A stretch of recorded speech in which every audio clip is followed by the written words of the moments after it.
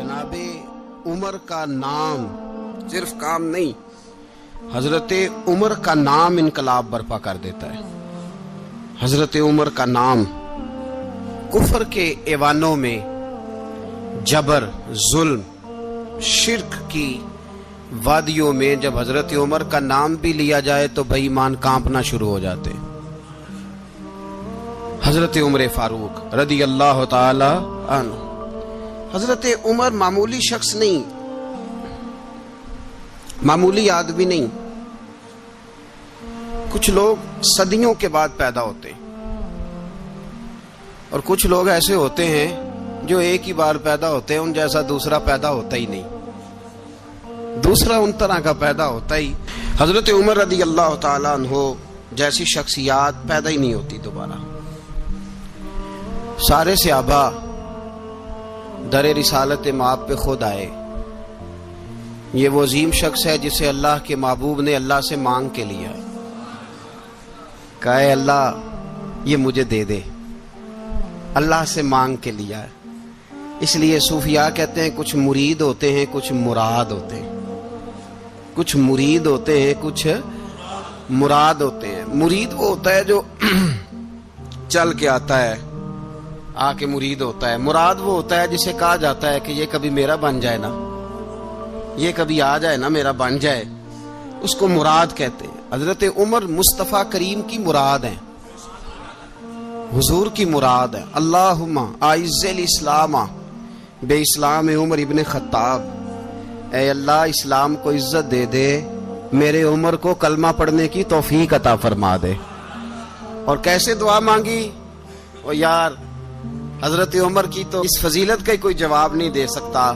मेरे रसूल पाक अलैहिस्सलाम सबके लिए ही दुआ मांगते हैं ना, हुजूर की दुआ आम है, लेकिन मुस्तफ़ा करीम ने काबे का गुलाफ थाम लिया और गुलाफ काबा को हुजूर ने सीने से लिपटाया और सीने से चिमटा के कहा अल्लाह मैंने तो कभी सवाल ही ज्यादा नहीं किए, मैं करने आया हूं, मुझे उम्र दे दे, उम्र दे दे। हुजूर ने मांग के लिया।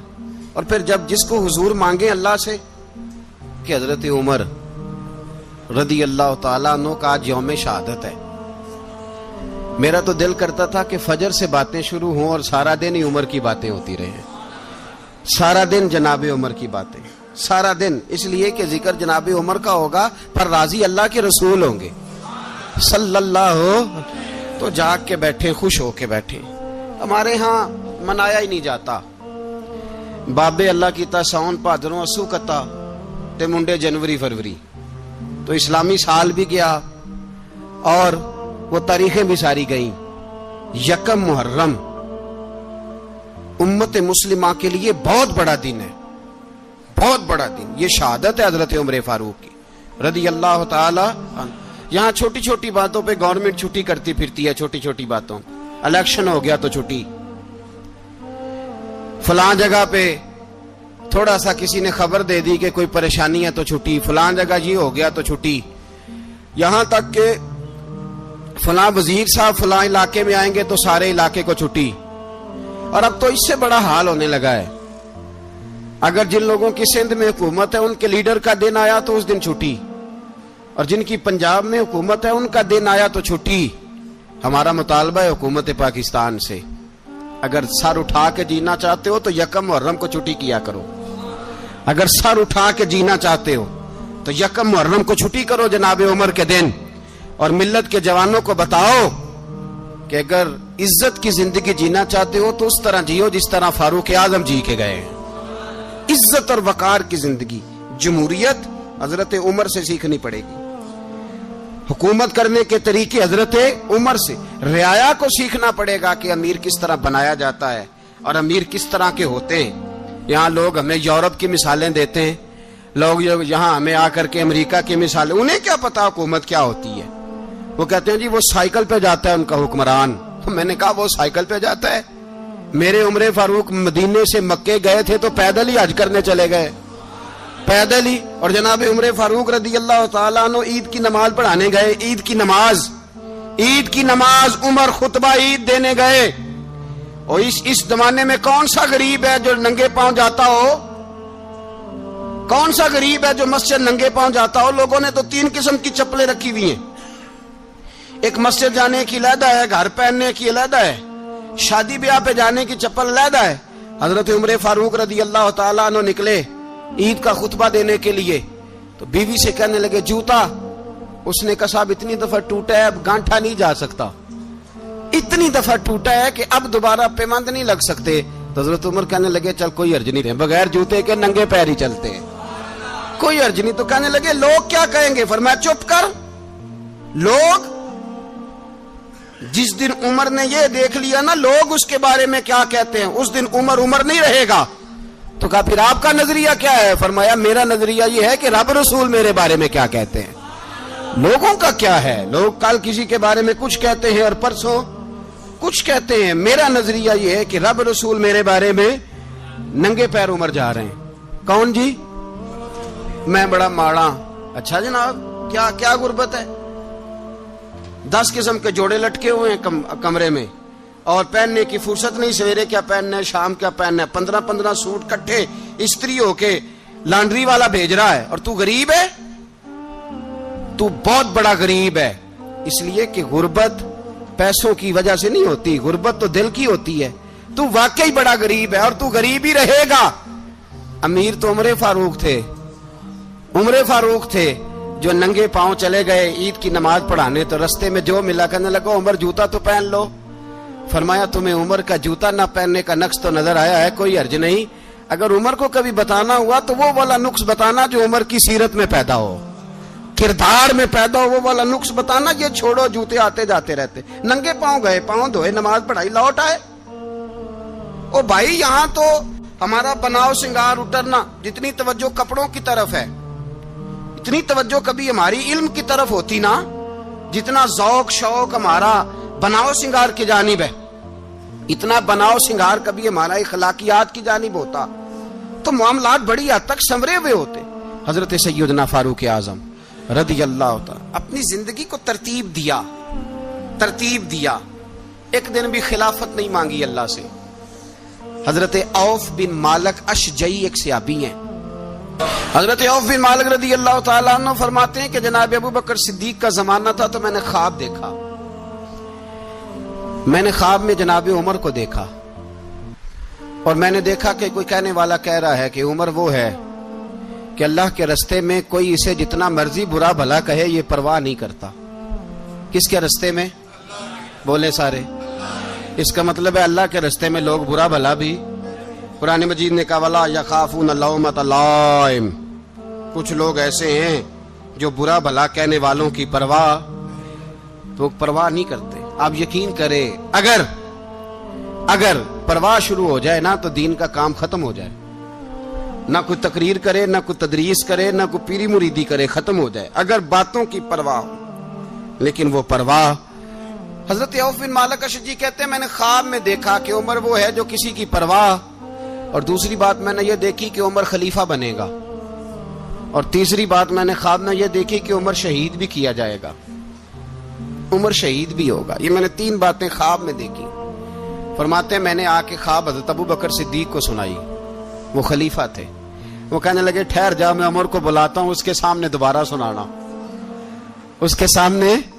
فرماتے ہیں میں نے بلایا حضرت عمر فاروق کو، آ کے بیٹھے، خواب شروع ہوا۔ کہ ایک بات تو میں نے یہ دیکھی کہ آپ ملامت کرنے والے کی پرواہ نہیں کرتے، دوسرا آپ خلیفہ بنے گے۔ جناب عمر کہنے لگے چپ کر، ابو بکر کے سامنے ہی کہہ رہا ہے، چپ کر، خلیفہ کے سامنے ہی کہہ رہا ہے۔ تو حضرت ابو بکر صدیق کہنے لگے عمر اسے کہنے دو، مجھے لگتا ہے رب کی رضا یہی ہے کہ میرے بعد اگر مصطفیٰ کا منبر ملے تو عمر کو ملے، اسے کہنے دو۔ یار یہاں تو لوگ ڈینگے مارتے ہیں، یہاں تو لوگ دعوے کرتے ہیں میرے سامنے فلانے کو بھی بٹھاؤ، فلانے کو بھی بٹھاؤ، اس کو کیا پتا، اس کو کیا پتا، یہ تو بڑکے مارنے کا دور ہے۔ حضرت عمر رضی اللہ تعالیٰ عنہ کو تیسری بات کہی، حضرت عوف بن مالک نے کہا آپ شہید کیے جائیں گے، میں نے خواب دیکھی ہے۔ نیک لوگوں کے خواب بڑی حد تک سچے ہوتے ہیں، کہا میں نے خواب دیکھی ہے۔ تو حضرت عمر کہنے لگے شہید تو دلیر لوگ ہوتے ہیں، شہید تو دلیر، جسے سارا زمانہ دلیر کہہ رہا ہے وہ اپنے بارے میں کیا کہہ رہا ہے؟ کہتے ہیں شہید تو میں تو کاہل سا آدمی ہوں، سست آدمی ہوں، میں تو اتنا کام ہی نہیں کرتا، تو یہ خواب تو نے جو دیکھا ہے نا پھر سے دیکھنا۔ تو ابو بکر صدیق فرمانے لگے عاجزی نہ کر، انکساری نہ کر، تو جو کہہ رہا ہے ٹھیک کہہ رہا ہے، لیکن مجھے سن کے شکر بھی ہوا ہے اور افسوس بھی ہوا ہے۔ افسوس اس بات کا کہ تیرے جیسا بطل عظیم چلا جائے گا، اور شکر اس بات کا کہ رب تجھے زندگی بھی اعزاز والی دے گا، اور شہادت کی موت دے کے اللہ تجھے موت بھی عزت والی عطا فرمائے گا۔ اللہ موت بھی تجھے عزت والی دے گا، تجھے کاہلوں جیسی موت اللہ۔ حضرت فاروق اعظم رضی اللہ، او بھائی یہاں تو اس زمانے کا سب سے بڑا مسئلہ پروٹوکول ہے۔ لوگوں پتہ ہوتا ہے کامل پیر ہے، کامل مرشد ہے، لوگ نہیں جاتے۔ میں کسی کا مرید ہو جاؤں، میرا پروٹوکول کدھر گیا؟ پتہ ہوتا ہے یہ کامل استاد ہے، میں اس کے پاس بیٹھوں گا تو میری تربیت کرے گا، لیکن لوگ شاگرد نہیں بنتے۔ میں کدھر گئی؟ یہ جو پروٹوکول کی مصیبت ہے نا، اس نے بڑے بڑے لوگ زیرو کر دیے، بڑے بڑے لوگ۔ اور یہ مت سمجھے کہ آپ کا وزیر اعظم پروٹوکول لیتا ہے یا آپ کا صدر پروٹوکول، وزراء، ایسی کوئی بات نہیں۔ ہم چھوٹے طبقے سے لے کر بڑے سارے پروٹوکول کے قائل ہیں۔ ہمارا تو داماد بھی کہتا ہے کہ مجھے پوچھا نہیں میں تمہارے گھر کیوں آؤں۔ ہمارا تو بھائی ہر شخص اعلان کرتا ہے پروٹوکول کا، فلانے نے عزت نہیں دی تو واپس آ جاؤ، فلانے نے سلوٹ نہیں کیا تو واپس آ جاؤ۔ لوگ جہاں سلوٹ کرنا چاہیے وہاں بھی سلوٹ کرانے کے قائل ہیں۔ پر حضرت عمر رضی اللہ تعالی، حضرت عمر کی سادگی اور پھر جناب عمر کی عاجزی، جب انسان اپنے اوپر سوار کر لیتا ہے نا، سوار کر لیتا ہے، میں بدکار پرانا خادم، کسے در ملی نٹ ہوئی، تے واصف یار نے نظر جو کیتی تے واصف ہی ہو۔ میں اکثر سوچتا ہوں حضور نے جہاں بھی کہا نا، فرمایا میرے بعد نبی ہوتے تو خطاب کے بیٹے عمر ہوتے۔ حضور نے فرمایا عمر جس رستے سے جاتا ہے شیطان وہ رستہ بدل جاتا ہے۔ نبی پاک صلی اللہ علیہ وسلم نے فرمایا میرا عمر وہ ہے کہ اس کی زبان پر حق جاری ہے۔ حضور علیہ الصلوۃ والسلام نے فرمایا 950 سال حضرت جبریل میرے عمر کی شان بیان کریں تو ان کی عظمت ختم نہیں ہوتی۔ 950 سال جبریل عظمت بیان کرے تو ختم نہیں ہوتی۔ یہ بات ہے حضرت عمر کی، اور فرمایا عمر ابو بکر کی نیکیوں میں سے ایک نیکی ہے، یہ شان ہے اب عمر فاروق رضی اللہ تعالیٰ عنہ کی۔ حضور نے فرمایا میرے بعد نبی ہوتے تو عمر ہوتے، جس گلی سے عمر آئے شیطان رستہ بدل جائے۔ میرے عمر فاروق کی شان 950 سال بیان ہو تو ختم نہ ہو۔ عمر کی زبان پر اللہ حق بیان کرتا ہے، جو عمر کہتا ہے وہی رب کر دیتا ہے۔ حضور ساری زندگی فضیلتیں بیان کرتے رہے، عمر جواب میں کیا کہتے ہیں؟ کوئی بتائے نا کہ یہ والی حدیثیں کبھی عمر نے بھی روایت کی ہوں کہ حضور نے میرے بارے میں یہ کہا ہے۔ یہ روایتیں وہ روایت نہیں کرتے، ان سے جب لوگ کہتے عمر تیری بڑی بات ہے تو عمر رو پڑتے، کہتے میں تو اونٹ چرانے والے باپ کا بیٹا ہوں، میں تو اونٹ چرانے والے باپ کا بیٹا، اونٹ چرا۔ اس سے آگے عمر گئے ہی نہیں ساری زندگی، اس سے آگے لفظ ہی نہیں ادا کی۔ اور میں تو بھائی اونٹ چرانے والا، میرا باپ تو اونٹ چرایا کرتا تھا، 10 اونٹ تھے، میری ڈیوٹی ہوتی تھی، سنبھالے نہیں جاتے تھے، ابا ڈنڈوں سے مارتا تھا۔ ساری زندگی عمر حج کرنے گئے، ایک خشک تنا کھجور کا عمر فاروق رضی اللہ تعالیٰ عنہ نے اس کو اپنے کلاوے میں لیا، رونے لگے۔ لوگوں نے کہا عمر کیا ہوا؟ فرمانے لگے یہاں میں اونٹ چرایا کرتا تھا، یہاں میں اونٹ چراتا تھا، 10 اونٹ سنبھالے نہیں جاتے تھے۔ دیکھو رسول اللہ کی شان، آج ساری امت چلانے کا طریقہ عطا فرما دیا ہے، ساری نظریے سے پیار۔ یار پیسہ کس کو برا لگتا ہے؟ آپ جس آدمی کی 50 کروڑ کی پراپرٹی ہے اس کو پوچھیں سب سے غریب، آپ کو وہی نظر آئے گا، وہ کہے گا میں ٹائٹ ہوں۔ حالات بڑے، میں کئی باری پوچھے انہوں نے، میں کہتا ترجمہ بھی 10 چھڑوں کی، ہمیں تو سمجھ نہیں آتی، اور ٹائٹ حالات کون سے ہوتے ہیں جی؟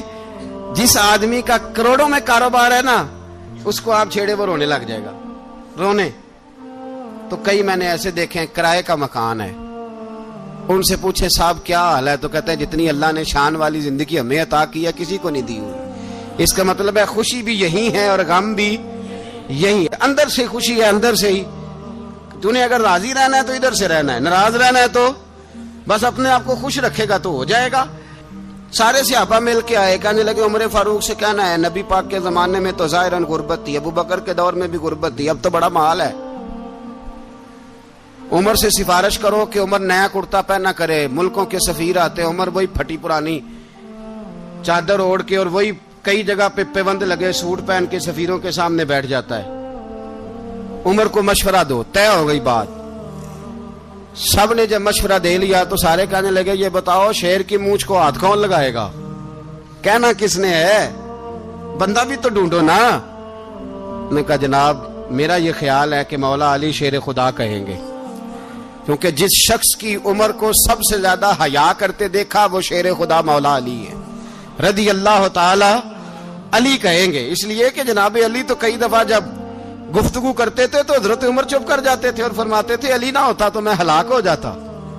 تو کہا علی سے کہو۔ جناب علی شیر خدا کو بلایا، کس کام کے لیے؟ جی اللہ اکبر۔ یہ ذرا اپنے اس دور پہ اس بات کو ذرا کہا جناب ان سے کہیں کہ زیادہ نہیں، ایک کرتا نیا پہن لے، سفیر آتے ہیں وزیر آتے ہیں تو ایک کرتا نیا پہن لے۔ حضرت علی کو بلایا، آپ فرمانے لگے کوئی اور بات ہوتی تو میں کہہ دیتا، یہ والی میں نہیں کہہ سکتا، کوئی اور ہوتی تو میں عمر کو کئی دفعہ کہہ دیتا ہوں، جلال میں بھی تو سن، یہ والی میں نہیں کہہ سکتا، میں تمہیں ایک مشورہ دیتا ہوں۔ کہا وہ کیا؟ کہنے لگے سیدہ عائشہ صدیقہ سے کہو، وہ مومنوں کی ماں ہیں، عمر ٹالے گا نہیں۔ اماں جی سے جا کے کہا اماں جی نیا کرتا عمر سے کہیں پہن لیں، وزیر آتے ہیں بڑے بڑے لوگ تو چلو کوئی حرج نہیں۔ اماں جی نے کہا اچھا کوئی بات نہیں میں بلا لیتی ہوں۔ جناب عائشہ نے پیغام بھیجا، جب خادم نے کہا نا مصطفیٰ کے گھر سے پیغام آیا ہے تو 20 لوگ بیٹھے تھے، عمر کانپتے ہوئے اٹھے، کانپتے دوڑے۔ حضرت عائشہ پردے میں تھی تو فرماتی ہیں عمر اتحیات کی حالت میں بیٹھ گئے۔ کہا اماں جی دیر تو نہیں ہو گئی مجھے آنے میں؟ کہا نہیں ٹائم پہ آ گئے ہو۔ کس لیے بلایا تھا؟ کہا عمر دیکھو غربت کے معاملات اور ہوتے ہیں، جب اللہ آسانی دے تو کوئی چیز استعمال کرنا حرام نہیں ہوتی، اگر حرام ہے تو بتاؤ۔ کہا نہیں اماں جی حلال ہی ہے۔ تو فرمایا پھر اتنے سفیر آتے ہیں مشیر آتے ہیں، اب تو مال غنیمت بڑا آتا ہے، ڈھیر لگ جاتے ہیں مسجد میں، تو چل ایک نیا کرتا تم بھی پہن لیا کرو، اور آپ نیا کرتا پہنو گے تو دھاک بیٹھے گی غیروں پر۔ تو صحابہ کا مشورہ ہے کہ آپ نیا لباس پہنے۔ اماں جی کہتی ہے میں نے حکم دیا تو عمر چپ کر گئے، گردن جھک گئی۔ تھوڑی دیر کے بعد سیدنا عمر فاروق نے سر اٹھایا تو داڑھی پہ آنسو گر رہے تھے، رو پڑے، کہنے لگے پاک محبوب کی پاک بیوی جیسے حکم کرتی ہو میں حاضر ہوں، پر مجھے وہ والا لباس پہنانا جو میرے مصطفیٰ نے پسند فرمایا ہے۔ اگر یہ رنگ رسول پاک کا ہے تو میں حاضر ہوں، اور اگر نبی پاک کا نہیں تو پھر جیسے آپ حکم کریں۔ جناب عائشہ کہتے ہیں عمر روئے تو میں زیادہ روئی، میرا پلو بھیگ گیا آنسوؤں سے۔ میں نے کہا عمر آپ جائیے۔ عمر یوں نکلے تو جو صحابہ کھڑے تھے وہ کونے میں تھے، سارے آ گئے۔ کہا اماں جی کیا بناؤ؟ فرمایا بھائی تم سب جو باتیں کہتے ہو وہ اپنی جگہ ٹھیک ہیں، پر عمر جو بات کرتا ہے وہ سب سے زیادہ ٹھیک ہے۔ عمر جس پہلو پر بات کرتا ہے وہ یار ایسی عاجزی، ایسا رنگ، ایسا انداز، ایسا طرز حیات، ایسی زندگی۔ اولاد کے معاملے میں لوگ بزدل ہو جاتے ہیں، بزدل، پر حضرت عمر کا بیٹا مصر گیا، وہاں سے کمائی کر کے لایا، تجارت کرنے گیا، لاکھوں کا مال۔ کون سا باپ ہے دنیا میں جس کا بیٹا باہر سے پیسے لے کے آئے تو ابا تفصیل پوچھے کہ بیٹا کہاں سے کمائے، کہاں سے لایا، کتنے ملے، کیوں آئے؟ کون سا باپ تفصیل پوچھتا ہے؟ ابا تو کہتا ہے لا صحیح، اور تعریفیں کرتا ہے میرا بیٹا بڑی کمائی کرتا ہے۔ کبھی پوچھا ہے اس سے کہ ڈیوٹی صحیح دیتا ہے کہ نہیں؟ کبھی پوچھا ہے کہ تو ایمانداری کی روزی لاتا ہے کہ حرام کی کماتا ہے؟ یہ باپ کی ذمہ داری ہے، یہ اماں کی ذمہ داری ہے۔ پھر کہتا ہے بیماری کیسے آ گئی، پریشانی کیسے آ گئی؟ تو نے کبھی سوال کیا اپنی اولاد سے؟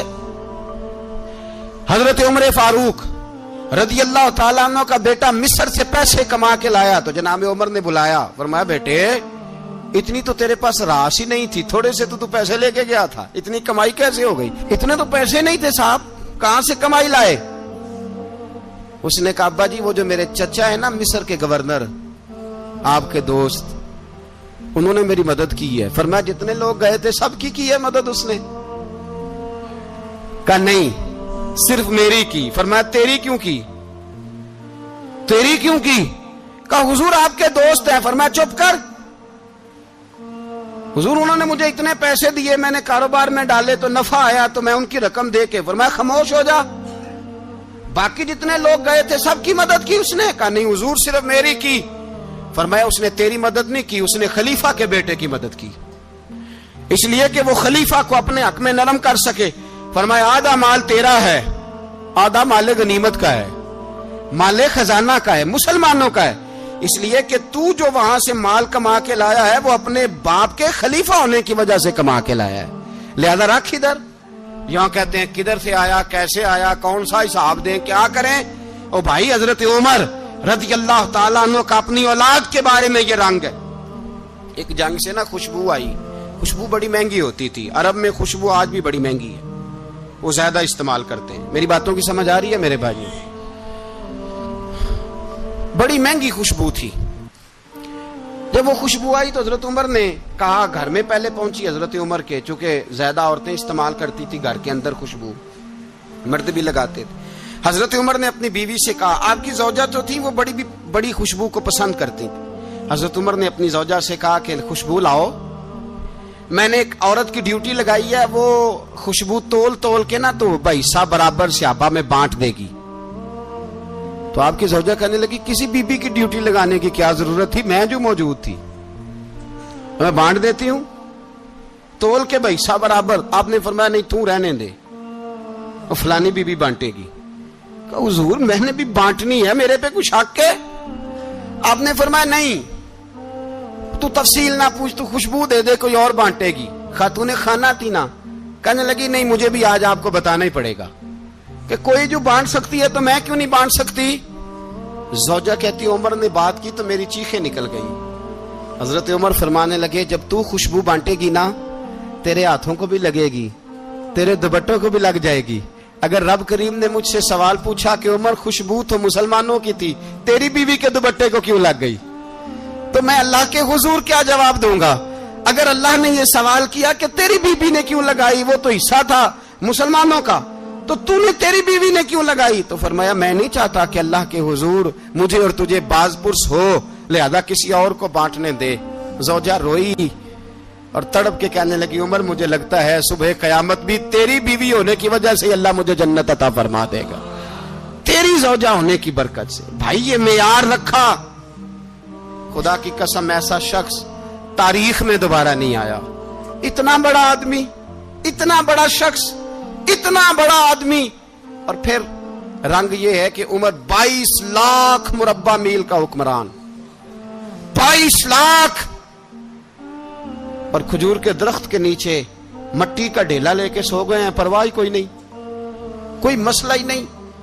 2 غلام ساتھ بیٹھے تو ایک روٹی حضرت عمر نے گھر سے منگوائی, تھوڑا سا سرکہ, تو غلام کہنے لگے ہم نے بھی کھانی ہے. فرمایا کوئی حرج نہیں, روٹی کو پیٹ بھر کے کھانا ضروری تو نہیں, 3 حصوں میں بانٹ لیتے. ایک آدمی آیا ہوا تھا مصر کا رہنے والا ملنے کے لیے, اس نے پوچھا عمر کدھر ہیں, تو کہا وہ ادھر جاؤ مسجد میں بیٹھے ہوں گے. اور واپس آیا تو کہنے لگا وہاں تو 3 غلام بیٹھے ہیں, ایک روٹی بانٹ کے کھا رہے ہیں, لگتا ہے کئی دنوں سے روٹی نہیں ملی. کہا 3 غلام تو کوئی نہیں, وہاں 2 ہی تھے, تیسرے تو امیر المومنین تھے. اس نے کہا نہیں 3 غلام ہیں, کپڑے بھی ایک طرح کے پہنے ہوئے, بلکہ 2 کے تو پھر صحیح ہیں, تیسرے کے تو زیادہ ماڑے ہیں. کپڑے بھی ایک طرح کے, کھانا پینا بھی ایک طرح کا, اور ان کا نشست برخاست بھی ایک طرح کی ہے, لہذا کوئی فرق نہیں. حضرت ابو ہریرہ کہتے ہیں میں لے کے آیا, اور جناب عمر کو جب میں نے کچی زمین میں تامت سمیٹ بیٹھے دیکھا تو میں رو پڑا. میں نے اس مصر سے آنے والے کو کہا تو اس کے جلوے دیکھ, اگر اس کی ذات میں اتنا حسن ہے تو محمد عربی کا مقام کیا ہوگا. یہ مقام غور ہے, مقام غور. 10 محرم کو لوگ دیگے پکائیں گے نا, نہیں پکانی ہے, کوئی بول دے نہیں, ہاں نہ نہیں کر دے, پروگرام بدلیا تو نہیں دی عید کی کہ وہی کام شروع ہوا ہے لاسٹ ٹائٹ ہونے والا. کیوں جی پکنی ہے نا دیکھیں 10 محرم کو انشاءاللہ تعالی, ہم بھی پکائیں گے انشاءاللہ, یہاں بھی پروگرام ہوگا. تو 10 محرم کو جو دیگ پکنی ہے تو ایسا نہیں ہو سکتا کہ 1 محرم کو حضرت عمر کے نام کی بھی کوئی پک جائے. اگر امام حسن حسین کے نام کی دیگیں پکے تو جو امام حسن حسین سے پیار کرنے والے ہیں، جو امام حسن حسین سے، ہم لوگوں نے بھی عجیب رٹا اپنایا ہے نا. ہم لوگ بات کا ایک پہلو دیکھتے ہیں، دوسرا نہیں دیکھتے. حضرت امام حسن اور حسین کو بھی نبی پاک نے شہید کہا، اور جناب عمر کو بھی رسول اللہ نے خود شہید فرمایا. فرمایا شہید ہے، خود فرمایا اپنی زبان سے کہ یہ شہید ہے، خود میرا عمر شہید ہے. تو ان کے نام کی دیگ نہیں پکنی چاہیے، اس طرف نہیں ہماری توجہ ہونی چاہیے. اور اہل بیت نبوت، یہ بات میں پہلے بھی کرتا ہوں، آج پھر کرنا ضروری سمجھتا ہوں. اہل بیت کا پیار سن لو کان کھول کے. اہل بیت کا پیار اگر ہمیں کسی نے سکھایا ہے تو سیدنا عمر فاروق نے سکھایا ہے. اہل بیت نبوت کی محبت اگر کسی نے سکھائی ہے تو کس نے سکھائی ہے؟ بول کے بتائیے. حضرت عمر نے. اہل بیت کا پیار ہمیں حضرت عمر نے بول کر کے سکھایا ہے. بھائی یاد رکھیں، کسی کی طاقت نہیں تھی دم مارنے کی حضرت عمر کے سامنے، طاقت ہی نہیں تھی. کیسر و کسرا کانپ جاتے تھے، جرأت ہی نہیں کرتے تھے حضرت. اور ہمارے تو تعلقات بڑے ہیں نا غیروں سے.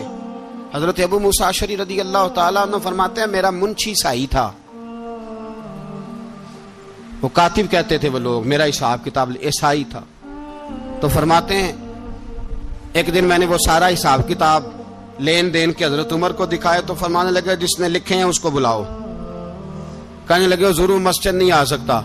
کیوں نہیں آ سکتا؟ کہنے لگے وہ عیسائی ہے. کہتے ہیں حضرت عمر جلال میں آ گئے. آپ فرمانے لگے جنہیں رب دور کرتا ہے تم کیوں قریب کرتے ہو؟ جنہیں اللہ دور کرتا ہے. فرمایا تم غیروں کو اگر عہدے دو گے تو اپنوں کا کیا بنے گا؟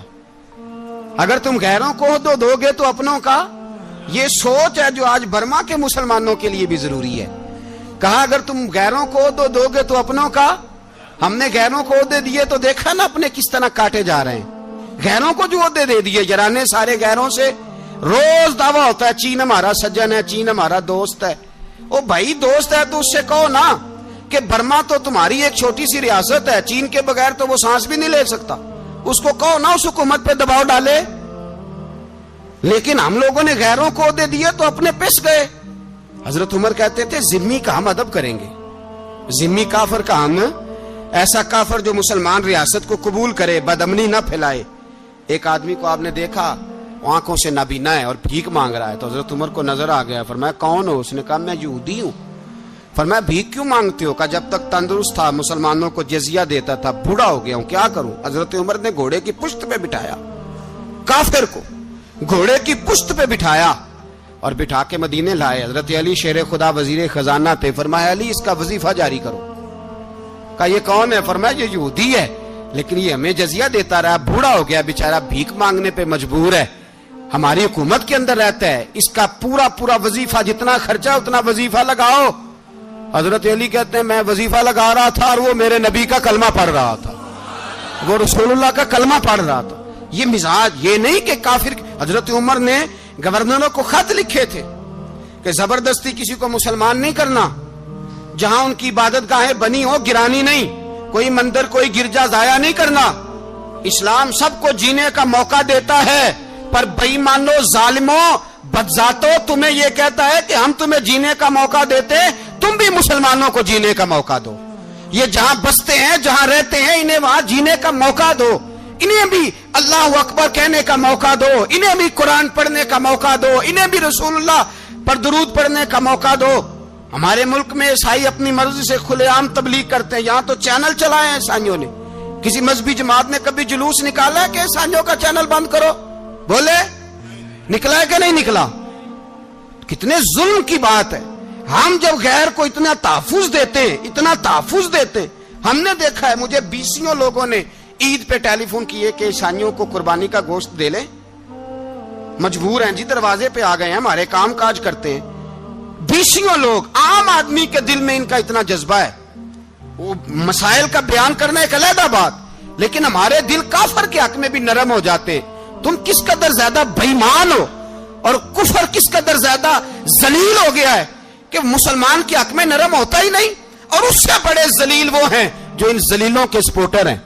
وہ کسی عرب ملک کے حکمران ہو یا کسی اور جگہ کے، وہ بڑے ذلیل ہیں جو ان ذلیلوں کے سپورٹر ہیں، جو برما کی بچیوں کے قتل پر اپنی حکومتیں چمکا رہے ہیں.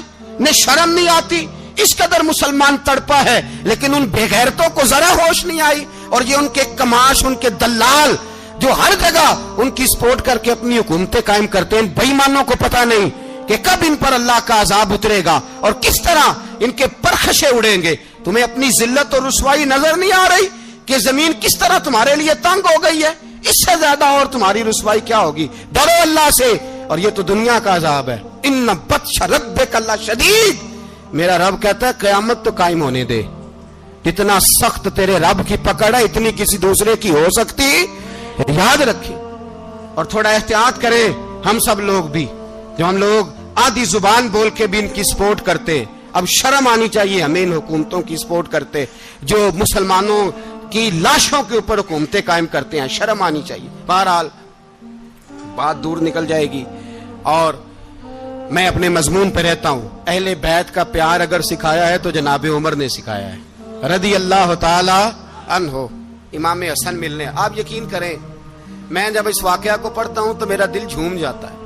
मैं कहता हूं यार, डाडा होना अपनी जगह पे, इश्क होना अपनी जगह पे, इंसान का बावकार होना अपनी जगह। जहां खड़े होना था वहां ये खड़े होते थे, और जहां झुकना था वहां ये इन लोगों में इकबाल ने कहा था, तेरी निगाह नाज से दोनों मुराद पा गए। अकले की याबो जुस्तजू इश्के हुजूरो इस तरह, जहां अगर आया है सामने कैसरो किसरा तो उमर जैसा दलेर कोई नहीं। अगर सामने आया ईरान का बादशाह तो उमर जैसा तगड़ा कोई नहीं। अगर आया है सामने गुस्सान का बादशाह तो उमर जैसा आदिल कोई नहीं। लेकिन अगर अली का बेटा आया है, अगर फातिमा के लाल पारे आए हैं, तो फिर फारूक आजम से जैसा मुहिब कोई नहीं, फिर उनसे जैसा प्यार करने वाला कोई नहीं। अंदर बैठे हैं जनाबे उमर, अंदर तन्हाई में कुछ वजीरों से गुफ्तगू हो रही है, मीटिंगें जारी हैं। आपके बेटे मिलने आए जनाबे अब्दुल्ला इब्ने उमर, अब्बा जी मिलने आए। बात ठहरो, बात कर रहा हूं, कोई ना अंदर आए। साहबजादा बाहर खड़ा है। थोड़ी देर गुजरी तो इमाम हसन भी आ गए। कौन आए? आपको अजब मिलेगा इमाम साहब का नाम लेने से, वो सरदार हैं जन्नतियों। कौन आए? सारे बोलिए। इमाम हसन, तेरी नस्ल पाक में है बच्चा बच्चा नूर का, तू है ने नूर तेरा सब घराना। इमाम हसन आए तो हजरत अब्दुल्ला इब्ने उमर को दरवाजे पे खड़े देखा। कहा अमीरुल मोमिनीन कहाँ हैं? कहने लगे हजरत उमर के बेटे। कहने लगे वो अंदर बैठे, कुछ मीटिंग हो रही है और उन्होंने कहा कोई अंदर ना आए, लेकिन आप जाना चाहें तो चले जाएं। आप जाना चाहें तो, तेरी नस्ल पाक में है बच्चा बच्चा नूर, आप जाना चाहें तो चले जाएं। तो उन्होंने कहा जब आप बाहर खड़े हैं तो मुझे कोई इतना जरूरी काम नहीं, और अभी जोर की नमाज थोड़ी देर में होगी, मैं मस्जिद में मिल लूंगा अमीरुल मोमिनीन से। ये बात कह के इमाम हसन चले गए। यार इतनी बड़ी बात नहीं थी, इतनी बड़ी बात नहीं थी। तो मेरे उस्तादों का बेटा भी आए तो कहा ठीक है जी वो सोए हुए हैं, तो कोई गर्ज नहीं यार, मैं ठहर के आ जाऊंगा। कोई बड़ी बात नहीं थी, देखा जाए तो बड़ी बात नहीं थी, पर बात बहुत बड़ी थी इसलिए कि ये खाली हसन नहीं, ये हसन इब्ने अली है, ये हजरत फातिमा के लख्ते जिगर। हजरत उमर बाहर निकले, अब्दुल्ला इब्ने उमर से पूछा कोई आया तो नहीं? तो कहा हुजूर इमाम हसन आए थे। तो कहा फिर शहजादे को अंदर क्यों नहीं भेजा? कहा मैंने कहा था। वो कहने लगे अगर अमीरुल मोमिनीन मसरूफ हैं तो मैं जोहर में मिल लूंगा। हजरत उमर रोने लगे। फरमाया बेटे तूने अच्छा नहीं किया। फिर मस्जिद नहीं गए, सीधे इमाम हसन के दरवाजे दस्तक दी। इमाम हसन बाहर आए। कहा शहजादे आए थे तो मिले क्यों नहीं? तो इमाम हसन कहने लगे हुजूर आपका अपना बेटा दरवाजे पे खड़ा था, आपका अपना बेटा दरवाजे पे खड़ा था, और मना भी किया था आपने तो मैं जोर में मिल लेता। हजरत इमाम हसन फरमाते जोश जज्बात में जनाबे उमर ने सर से पगड़ी उतार दी, जोश जज्बात में। कहने लगे हसन मेरे बेटे का और आपका क्या मुकाबला? क्या उसकी मां का नाम फातिमा ज़हरा है? क्या उसकी नानी का नाम खतीजतुल कुबरा है? क्या उसके नाने का नाम मोहम्मद मुस्तफा है? आपका और उसका क्या मुकाबला? फिर रो पड़े और कहने लगे बेटे मैं मक्के के सहराओं में ऊंट चराया करता था, ये जो मेरे सर पर इज्जत के बाल हैं ये तेरे नाने के उगाए हुए, मैं मक्के के खबरदार शहजादे खबरदार। ओ भाई अहले बैत नबुव्वत के अदब का रंग अगर सिखाया है तो सैयदना उमर ने सिखाया है। हजरत उमर फारूक अथॉरिटी है, इस्लाम की अथॉरिटी। यकम मुहर्रम हजरत उमर की शहादत है। यहूदी बोल उठा, काफिर बोल उठा, अगर 6 महीने उमर दुनिया में और रहते तो दुनिया में कोई काफिर मौजूद न होता। 6 महीने। और जब इस बतले जलील का जनाजा उठा, अल्लाह, बुखारी पढ़िए ना, अल्लाह मरजुकना शहादतन फी सबीलिक, अल्लाह बिस्तरे की मौत ना देना, शहादत की देना। उमर शहीद हुए, मस्जिद नबी में नमाज पढ़ाते, और जब जनाजा उठा तो मदीने का फिर पीछे जो दलेर बचे वो मौला अली थे। मौला अली, जनाब उमर का जनाजा उठा तो सबसे पहली हाय जो निकली वो हजरत अली की जुबान से निकली, और हजरत अली सारी दाढ़ी आंसुओं से भर गई। लोगों ने कहा कि अली क्या हुआ? फरमाने लगे तुम देख नहीं रहे जनाजा किसका उठा है, पलट के देखो तो सही, तुम पता नहीं ये कौन गया है। हुजूर क्या हुआ? आप फरमाने लगे उमर इस तरह के काम करके गया है, अब इनके रस्तों पे कौन चलेगा, कौन इसके जिगर राहे वफा में। मैं नक्श ऐसे छोड़ आया हूँ, मैं जिस मंजिल से गुजरा हूँ वो अब तक याद करती है। हजरत अली हजरत उमर के जनाजे पे खड़े होकर कहते हैं अल्लाह मुझे उस तरह के अमल करने की तौफीक दे जिस तरह की उमर करके गया। मेरे भाई, बतले अजीज, बतले हुर्रियत हजरत उमर रदी अल्लाह ताला अन्हो, जो अपनी जिंदगी इनकलाब वाली गुजार के गए। उमर जब दुनिया से गए तो 80 दिनार का कर्जा था, 22 लाख मुरब्बा मील का हुक्मरान। और अपने बेटे से कहने लगे बेटे कोशिश करना तेरे खानदान वाले मिल के मेरा कर्जा उतार दे, मेरी कब्र पे बोझ ना रहे, और अगर खानदान वाले मदद न करें तो मेरे दोस्तों से बात करना, वो मदद न करें तो फिर अली से बात करना। इनका प्यार आपस में इतना, और तू इख्तलाफ साबित कर रहा। 80 दिनार का कर्जा छोड़कर हजरत उमर दुनिया से गए, और जाती दफा कह गए मेरे बाद मेरे बच्चों को हुकूमत के मशवरे में भी शामिल ना करना, हुकूमत के मशवरे में भी मेरी औलाद शामिल ना हो।